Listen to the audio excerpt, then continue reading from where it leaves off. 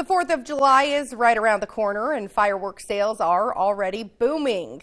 Shannon Knudsen, the owner of Memory Fireworks, says they expect to have a busy week selling fireworks, especially from this Thursday into Saturday. We're expecting sales to be really good with all this nice wet weather that we've been having. That makes everyone a little less nervous about burn bans and everything like that. So we're really pumped up for this 4th of July.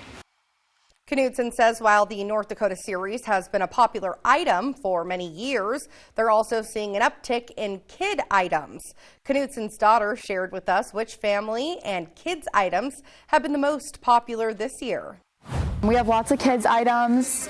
We have the LED sabers this year, which come with refills, so this doubles as a fun toy for your kids and also can be refilled here with a firework. So if you don't want to use it as a lightsaber, you can also do your firework and then take it out after, and it cools down and it's safe for use in your house. And we have lots of other new items for kids this year over in our novelty section.